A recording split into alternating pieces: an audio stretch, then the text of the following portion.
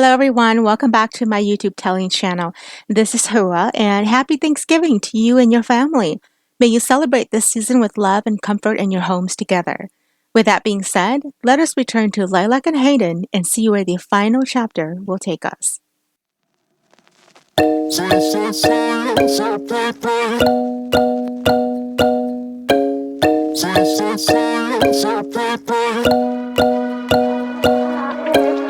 Red eyes, strobe lights moving across the walls. You're looking like a movie star, but I know just what you are. Seems like you're type to be on the floor. You're looking for a kind of queen, the baddest one you've ever seen. You're shining bright as crystal, moving like a twister. Ooh, I'm swaying to the hits, boy, loving every disco. Ooh. The entire city was like a ghost town as Lilac made her way with a messenger to the inside walls. She felt her heart hammering inside her chest as if something was not right. The city was too silent, and no activity was present. Where did everyone go? She followed him to the gates to enter the large mansion that the Duke once lived in, the doors that she once crossed as a bride, and she stopped. "Where is everyone?" she asked.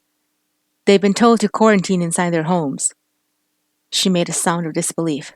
"Quarantine? What for? Is there a plague around?" "Of course not," he replied, "but this comes from the orders of Duke Brack." She almost laughed. "Duke Brack? Since when did he become Duke?" "Since no sons came to take the throne. He was voted by the city of Zion." Lilac couldn't believe her ears. "That is the most horrific thing I have ever heard of. You cannot vote someone to be Duke when royalty is not in their blood." "Stop talking and get moving." She ignored his heated gaze and entered the door to find the palace halls were quiet, and the only person inside was Brack, sitting at the throne where the Duke used to sit, wearing his attire and drinking like he had no worries on earth. The moment he heard her moving in, he lifted his eyes to meet hers, and a smile came across his face. He set the cup down and began to walk toward her. "Lilac," he said with glee, "you have returned to your great city. It has not been the same without you." "How insulting of you to speak such lies. You did not want me back." He shook a finger at her. "No, I was following orders from the previous ruler. Now that he is dead and gone, I am here to tell you that I never wanted you to leave this place at all. I wanted to chase after you, but he denied me that chance. I tell you, seeing you in this light makes my heart ache all over for you." She frowned. "What do you mean?" "Do you not know? That day when Theodore married you as his wife, I wished 1,000 times over and over it was I you were going to wed." Lilac took several steps back. "You wanted him to die, didn't you?" Laughing, Brack replied, "Oh, I'd hoped for it.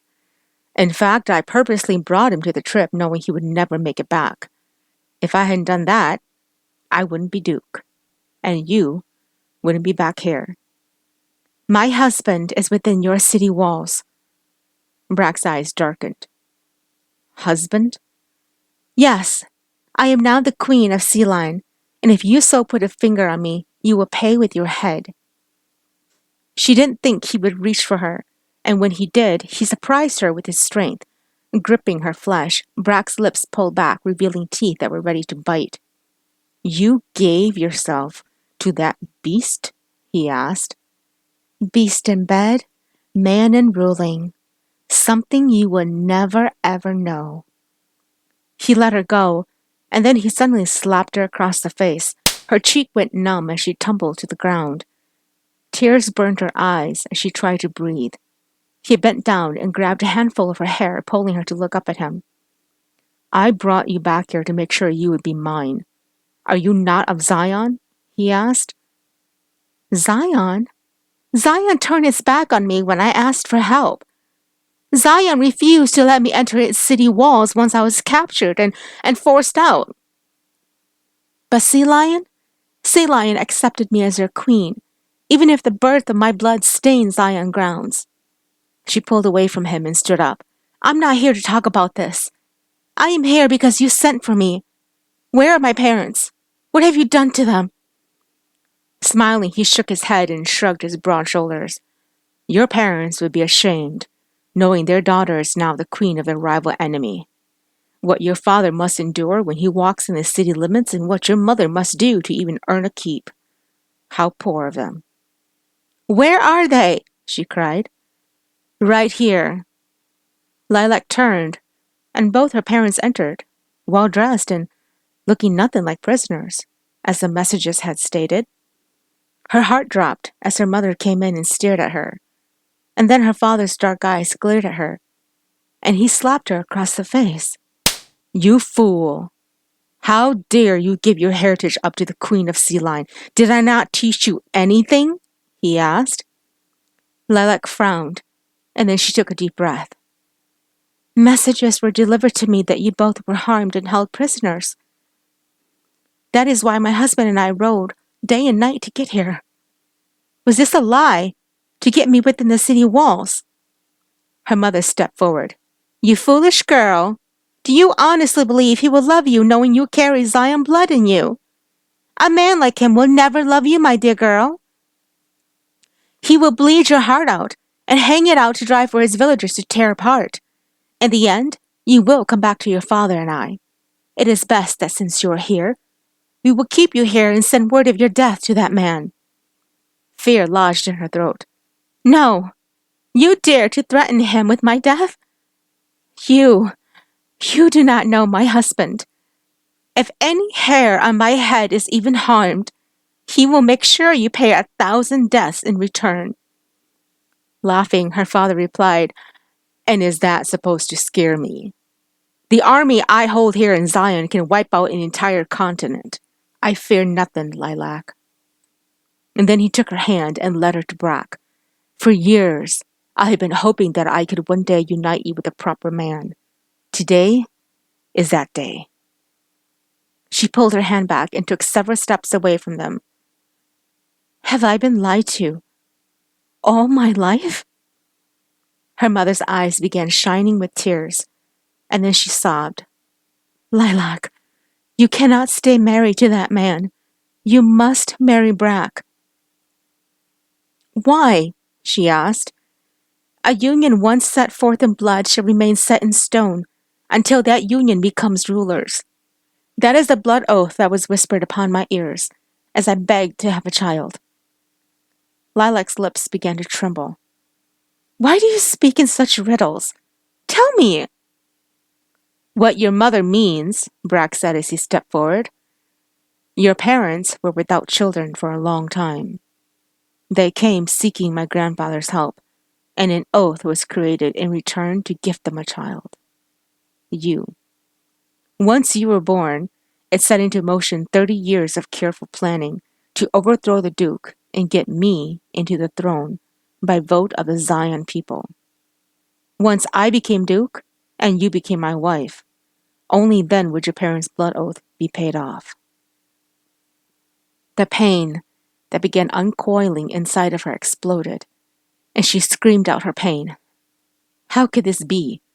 She took several steps back and began shaking. Tears blurred her vision, and she dropped to the ground only to be caught by strong hands, and she heard feet rustling in, swords being drawn. She turned to find her husband standing behind her, and she'd wonder when he'd come in. Hayden, she whispered. I'm here, he said. Then he turned his attention to the people before them, hate clearly vivid in his eyes. I was never wrong to hate the very ground you Zion people walk on. What you have done is not only wrong, it is vile to the very breath of mankind. Brack smiled. I am impressed. You got past my guards. Your guards' bodies decorate the entrance. Brack's smile faded. You jest. I jest not. And then he shifted so the blood splatters on his body came into view. You have always claimed that your warriors were well trained. I am afraid to share with you that your warriors were nothing but a short warm-up for me. The only way you are leaving today is by leaving as particles being blown across the wind, Brack said. Lilac, her father said with a warning tone to his voice, come here. She straightened and held onto her husband's hand. No, my place is beside my husband, and Queen of Silion. He will not love someone who has lain with Zion, her mother cried. Laughing, Hayden replied, Darling mother, your daughter was a virgin the day she joined my bed. She was untouched the day you forced her to marry the Duke. No one has had her but me, and no one will ever have her again. If anyone should dare threaten my queen again, mother or not, I will make sure the vultures peck at your eyes. Brack stepped forward, and a smile appeared on his face. You dare to threaten me in my own city. Have you lost your mind? Laughing, Hayden answered, Losing one's mind after the woman he loves? Dare I say you might know more about that than me? Didn't you plan the Duke's assassination? Brack removed his sword and lifted it up. I will skin you alive. Men? Protect your queen, Hayden yelled. Juno and the men-at-arms shouted out a war cry and jumped into action as Hayden removed his sword and was first to strike. It cut into the flesh of Brack's shoulder, and the man howled and kicked, connecting into Hayden's jaw. Hayden! Lilac yelled, as she tried to move forward, only to be pulled away by Juno. My queen, stay here with me, and let the king's mind be free, he said. Lilac stepped behind him as her mother's eyes connected with hers, and she stepped forward as Hayden and Brack continued to fight. Lilac, she said as she inched closer to her, come here. Shaking her head, she replied, No, mother, I am not coming with you. Do not test my patience, Lilac. I have little to spare at this moment. Then do not make me challenge you, mother. I birthed you into this world, she whispered, and I shall take you out of it in a blink of an eye. This made her heart skip a beat, and tears filled her eyes. The memories that flooded through her mind was nothing but a lie. She was raised to only fulfill a blood oath, and there was never any real love. She shifted her eyes to the man losing blood with Brack, and she realized that in that moment that she would give her entire life for him. Turning her gaze back to her mother, she smiled. Mother, you do not get to tell me what to do anymore. I am the Queen of Silion, and we do not honor traitors. Her mother's face paled. You worthless daughter! Her mother lunged forward, and she pushed Juno backward as her mother grabbed her arm and twisted her around to hold her neck. Hayden, her mother cried, drop your sword. I have your queen. Hayden lost his focus, and as he turned, Brack took that moment to strike and slammed the sword through his shoulder. She screamed as her husband went down on his knees. Juno got up, but Hayden put up his hand to stop him. Let her go, Hayden whispered. Let her go. I am afraid you will have to let her go, her mother said. Lilac watched as her husband's eyes filled with tears, and she remembered their first night together as husband and wife. How gentle he was with her, even though he wanted to do more. He smiled at her, and his eyes filled up with tears. Take life when you do, he whispered. What he said jogged her memory, and what he'd given to her before she left the camp.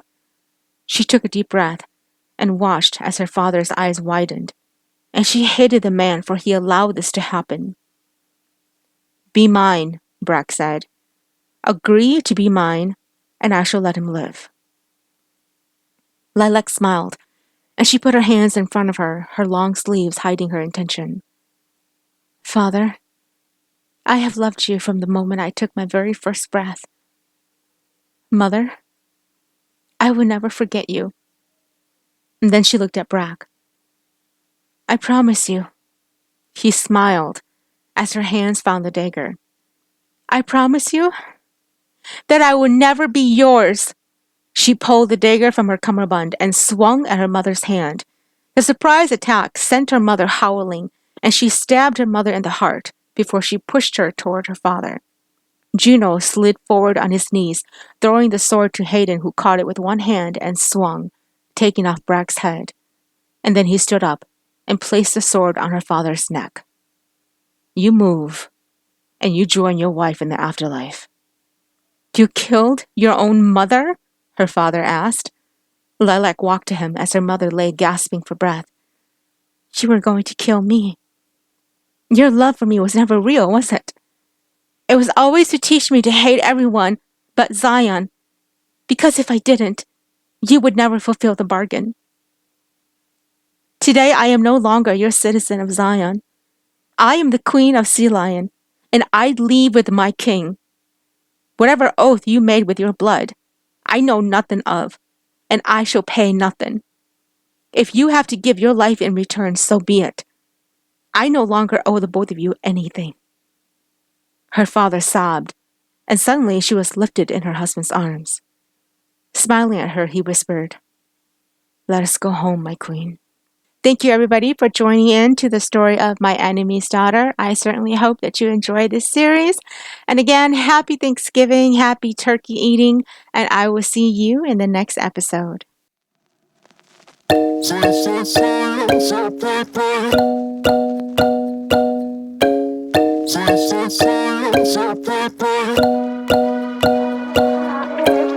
Red eyes, strobe lights moving across the walls. You're looking like a movie star, but I know just what you are. Seems like you're type to be on the floor. You're looking for a kind of queen, the baddest one you've ever seen. You're shining bright.